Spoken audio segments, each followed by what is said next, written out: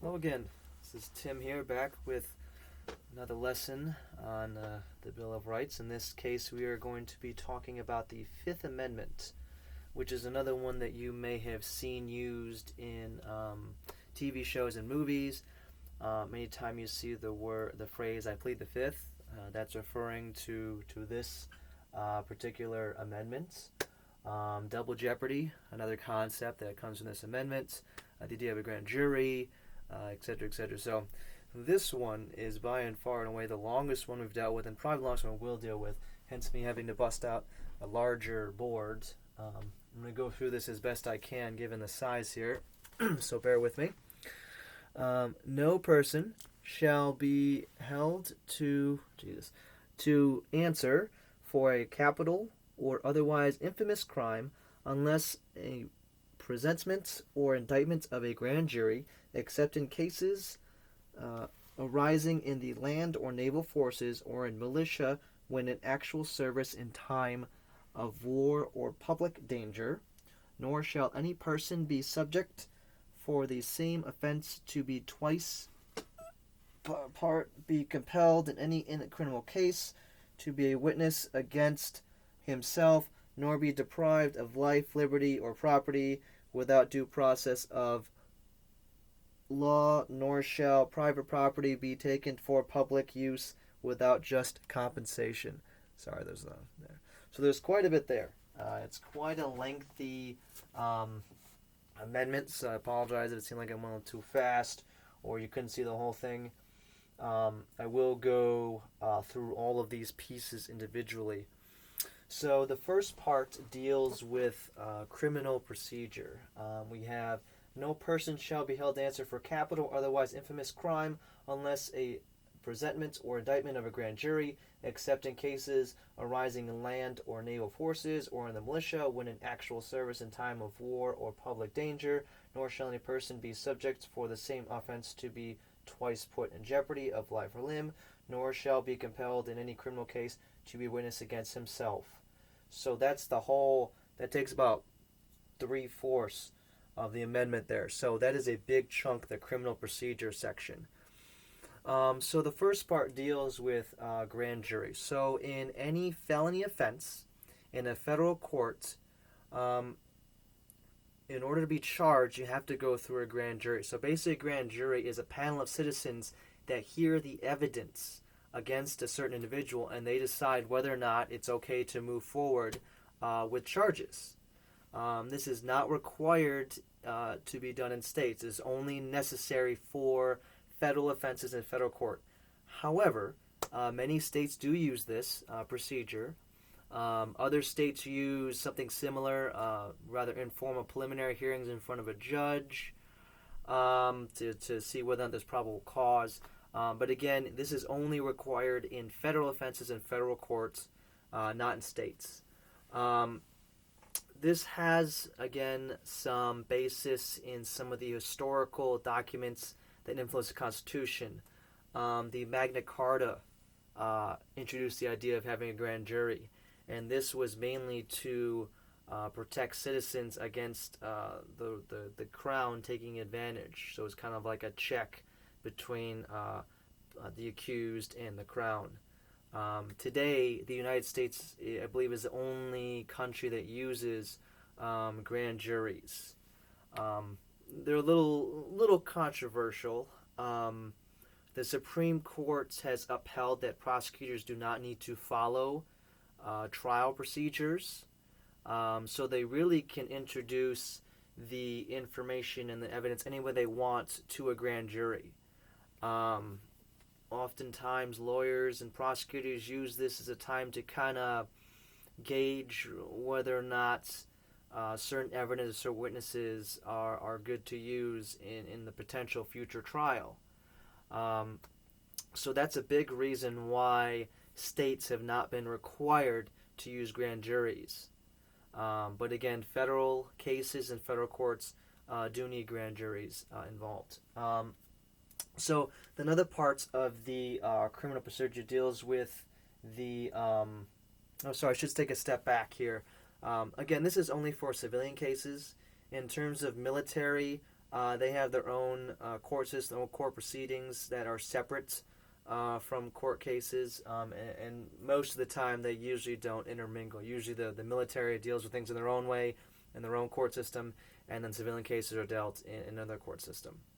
But anyway, so back to the criminal procedure. The double jeopardy is mentioned here. Basically, you cannot be charged for the same crime twice if you are found acquitted the first time. And the idea being behind this is that the prosecution just can't keep putting you up for the same trial, the same crime over and over and over again. The prosecution has a lot of resources and time that the average individual does not. So the idea being is that if the prosecution let do this, they'd eventually just wear down the defendant to the point where they can't defend themselves properly. So again, if acquitted, you cannot be tried again for the same crime. Now, if there was a mistrial, that's a different story.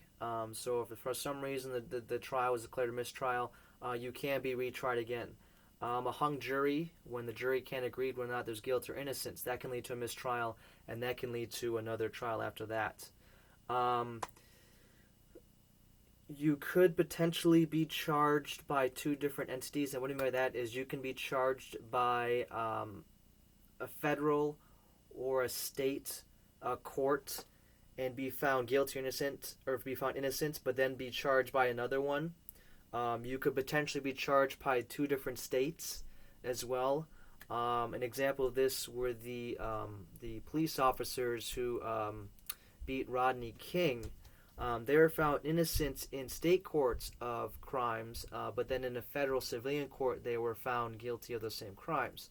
So again, potentially, if this were to move from a state to a federal, or from one state to another state, there is a potential to be charged with the same crime twice. But generally speaking, if you're acquitted, it's not legal for the prosecution in the state or the government to charge you with the same thing. That's a very popular one. That's one a lot of people know of. And again, one you probably see in movies and TV shows. I think there was actually a movie called Double Jeopardy. So that's one of the things. The other part of this with the criminal procedure deals with self-incrimination. Nor shall be compelled in any criminal case to be a witness against himself. You may have heard the term plead the fifth.